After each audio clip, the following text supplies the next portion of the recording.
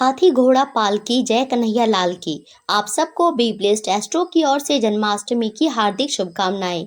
लड्डू गोपाल की असीम कृपा दृष्टि आप पर और आपके परिवार पर हमेशा बनी रहे।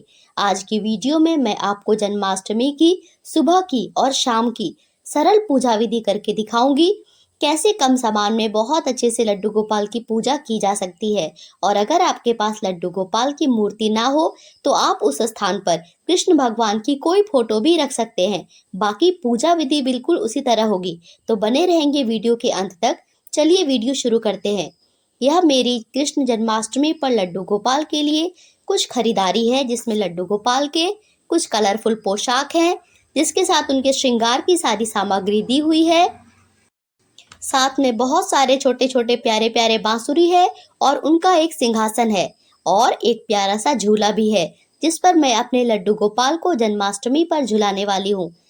यह जो वीडियो है जन्माष्टमी की सुबह से शुरू करेंगे। जन्माष्टमी की सुबह जैसे आप रोज लड्डू गोपाल को जगाते हैं वैसे ही जगाएंगे।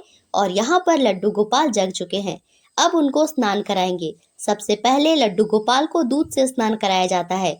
ओम नमो भगवते वासुदेवाय ऐसा बोलते हुए लड्डू गोपाल को स्नान कराते हैं और उस दूध में एक पत्ता तुलसी का डाल देते हैं। फिर शुद्ध जल में थोड़ा सा गंगा जल मिलाकर उस जल से लड्डू गोपाल का स्नान कराते हैं। फिर गुलाब जल से स्नान कराते हैं। इस दिन आपको सुबह या शाम किसी एक टाइम पंचामृत से स्नान कराना होता है, तो आज के दिन हम लोग शाम में पंचामृत से स्नान कराते हैं। इसके बाद लड्डू गोपाल को अच्छे से पोंछ लेंगे और लड्डू गोपाल को इत्र लगाएंगे।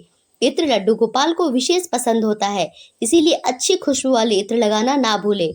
इत्र लगाने के बाद उन्हें एक साफ प्लेट में रखेंगे और अब उनका श्रृंगार करेंगे। भगवान को श्रृंगार बहुत पसंद होता है। भगवान पीताम्बरी होते हैं, इसीलिए उन्हें पीला वस्त्र भी अधिक पसंद होता है।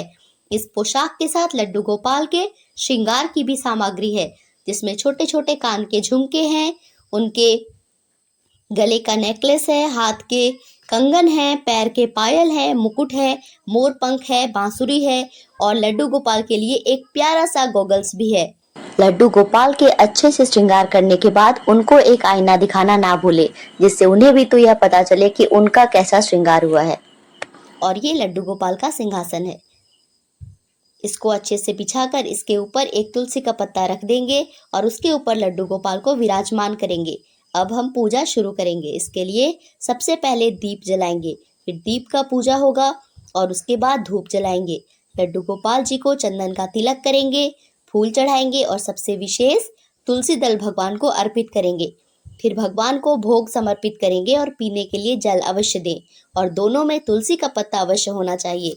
इस दिन भगवान को माखन और मिश्री का भोग जरूर लगाना चाहिए। इस दिन मोर पंख और बांसुरी लड्डू गोपाल को अर्पित करने का विशेष महत्व होता है, इसीलिए उनके मुकुट पे एक मोर पंख लगाना होता है और उनके हाथ में एक बांसुरी भी देनी होती है। इसके साथ फल, ड्राई फ्रूट्स, मखाने की खीर, ये सब भी भगवान को आज के दिन जरूर से जरूर अर्पित करनी चाहिए, वो भी केसर डाली हुई। और इसके बाद भगवान से हाथ जोड़कर विनती करेंगे कि अगर हमसे कुछ भूल चूक हो गई है तो क्षमा करें। शंख बजाएं, आरती करें और सुबह की पूजा इस तरह से कंप्लीट होती है। और जो चढ़ा हुआ प्रसाद होता है उसको उठाकर प्रसाद के रूप में बांटते हैं।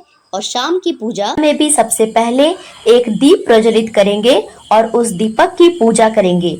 एक थाली जिसमें लड्डू गोपाल को जन्म के बाद स्नान कराएंगे, उसमें पीले रंग की स्वास्तिक बनाएंगे। अब लड्डू गोपाल को उसमें बिठाकर शंख से लड्डू गोपाल को पहले जल से स्नान कराएंगे, फिर पंचामृत का स्नान कराएंगे और उसके बाद गंगा जल से स्नान कराने के बाद पूजा विधि शुरू करेंगे। फिर से लड्डू गोपाल का श्रृंगार करके उनकी पूजा करेंगे, उनको उनकी पसंद का भोग लगाएंगे और उसके बाद लड्डू गोपाल की आरती करेंगे और लास्ट में उन्हें एक झूले पर झुलाएंगे। इसके दौरान ओम नमो भगवते वासुदेवाय मंत्र का जाप करते रहेंगे। इस दिन मोर पंख और बांसुरी लड्डू गोपाल को अर्पित करने का विशेष महत्व होता है, इसीलिए उनके मुकुट पे एक मोर पंख लगाना होता है और उनके हाथ में एक बांसुरी भी देनी होती है। जय कन्हैया लाल की, हाथी घोड़ा पाल की, ऐसा बार बार बोलते हैं और कीर्तन भजन करके रात्रि जागरण का नियम होता है। इस दिन उपवास का खाना भी 12 बजे कृष्ण भगवान के जन्म होने के बाद खाया जाता है। फिर सुबह उठकर व्रत का पारण करके व्रत को संपूर्ण किया जाता है। अगर आपको इस वीडियो से जुड़ी कोई क्वेरी हो तो आप कमेंट बॉक्स में पूछ सकते हैं। एक बार फिर से आप सबको जन्माष्टमी की हार्दिक शुभकामनाएं। धन्यवाद। राधे राधे।